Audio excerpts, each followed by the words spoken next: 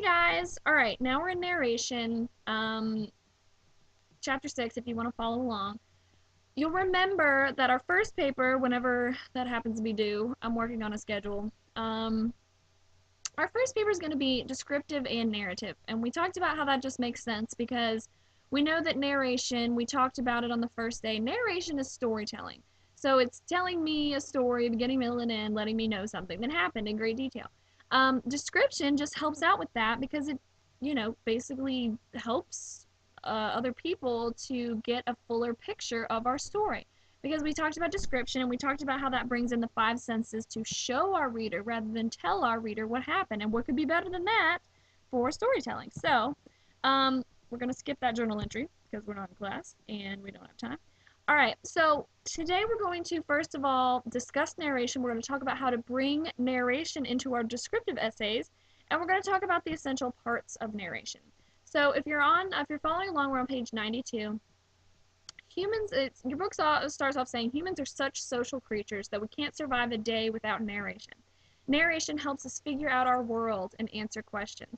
So narration usually just naturally comes about because we as people are curious about things. So when we ask people questions like, your family gets home and you say, hey, what'd you do at work today? What'd you do at school today?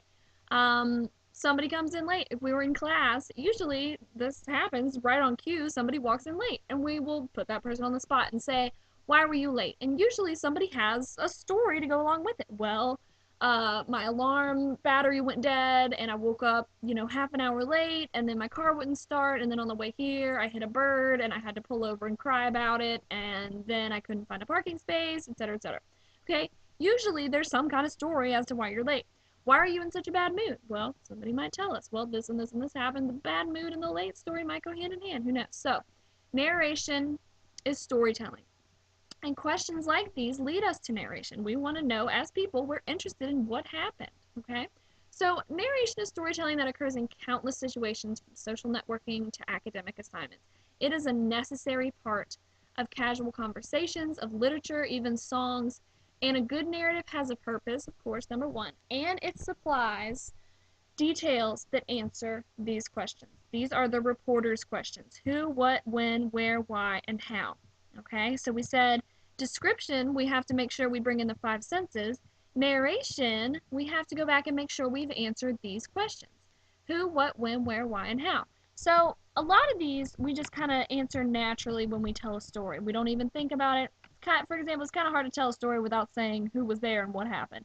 But some of these we actually have to think about it, okay? How did this happen? Why did this happen? A lot of people forget to include where, okay?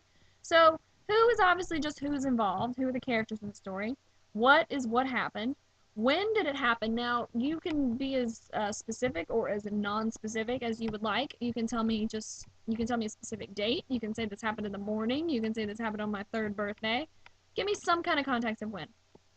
How did this happen? How and why kind of deal in the same terms, but this is kind of going into what are the circumstances that led up to this? Okay, so what kind of background information do I need to know in order to know how and why this happened? And then where? And where is kind of like when, because you can be as specific as you want to. You can just say this happened in my house. You can tell me exactly the city and state. You can tell me, anything you want. I just need to get some kind of picture of where. Okay? So, as always, Facebook is a good example. Well, got us all packed and the car loaded, and I did a good job, and now just waiting for Mike to get home so we can get on the road. New Bern, here we come. Okay?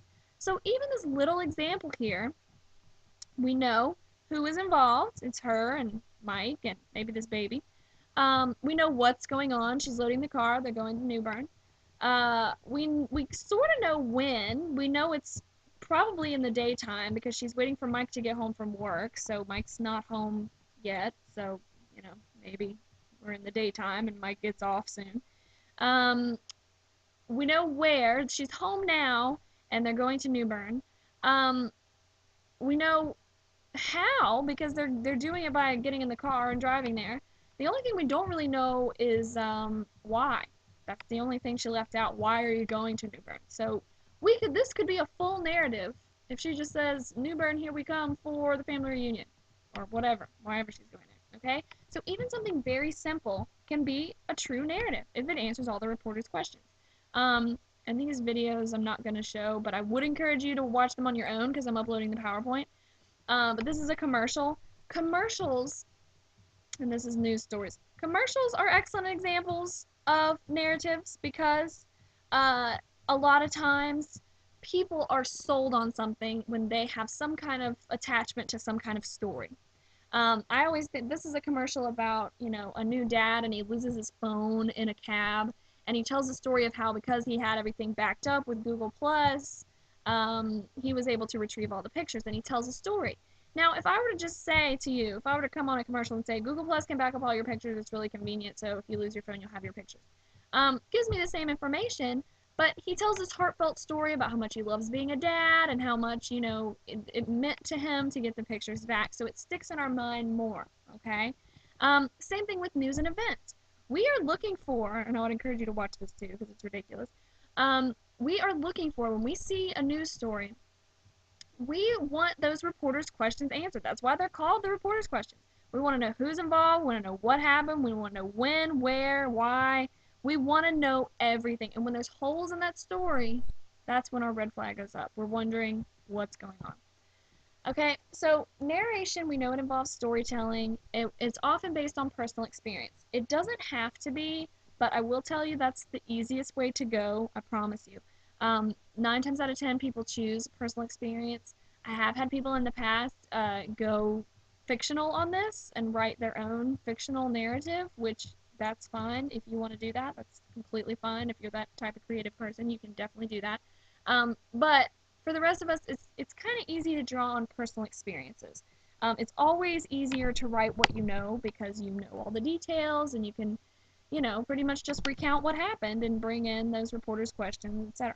So stories can be, short, long, imaginary, factual, oral, written, strictly speaking. Um, Narration essays always have a particular point or purpose, and this goes without saying because everything we write should always have a particular point and purpose. But think about it. What's the purpose of your narrative? Are you just trying to inform me of something? Are you trying to persuade me? Are you trying to move me to do something? Why are you writing this narrative? So we want to think about that with all our essays, so that's no different. All right, so don't need to know too much about why narration is different from description because we're studying these in conjunction with each other, and here's why. Narration and description support each other. So let's say, this is the example on page 94. Let's say my purpose is to prove that I had a terrible day. Okay, I want to tell you a story about my terrible day. So me, as the author, I will need to write a narrative talking you guys through the entire day from beginning to end. I will also need to describe why my day was so terrible. So I'm going to tell you about my day, and I'm going to bring in the reporter's questions. I'm going to tell you who was involved, I'm going to tell you what happened, I'm going to tell you when it happened, I'm going to tell you where and why. I'm going to tell you everything you need to know to get the full picture of that. Then, within that, I'm going to also be descriptive. I'm going to bring in my 5 senses. I'm going to say, here's what I saw and who I saw, and here's what I tasted. I had a terrible lunch, and here was what I smelled and felt, and I'm going to bring in as much as I can so that you're actually not just hearing about my bad day, you can actually picture it. Okay? So, this is why we study them in conjunction with each other. This is why the descriptive paper and the narrative paper go hand in hand. Okay. Now, page 95, this goes without saying, they say narration essentials, but these are pretty much essentials for every essay. We want to, of course, know our purpose and audience from the beginning. We want to think about our storyline. We want to think about the point of view. Okay, are we telling this from our point of view, someone else's point of view? We want to have details related to purpose that show rather than tell. Obviously, we want to stay organized. We want to, time strategically, and we want to have an exciting conclusion that leaves our reader where we want them to be. Okay, now here is a homework assignment that I will post. I'm probably going to post it. So you'll probably have to do that one and one from Thursday also. So thinking about that, I just want you to read over these chapters. I want you to kind of just get familiar with description and narration, just kind of get comfortable with it. Think about a story you would like to tell me, okay? This is a narrative. So what is the story you would like to detail to me? And think about how you can bring in those extra details. If I'm telling you a story about something significant in my life, I want to show you rather than tell you what happened. So I have to bring in those sensory adjectives, and I'm also going to bring in the reporter's questions. And the way I recommend that people write these narrative papers is, let's go back to this. Um, okay, going back to our reporter's questions. When people uh, intentionally think about the reporter's questions as they're writing, it kind of trips them up. So, like we said in the beginning, most of the time, you're going to bring in most of these without even having to think about it. Because, you're probably going to tell me who was there and what happened, and you might even tell me when, and you're probably going to tell me why. Okay, so I would just write the narrative as it comes to you, and then I would go back and make sure that you've answered as many of these questions as possible. Okay, so you might write the whole story and say, oh, I forgot to say where this happened, and that's easily fixed with one little sentence. Okay, so write the narrative as you normally would, then go back and say, okay, did I provide all those details I was supposed to? Same thing with the description.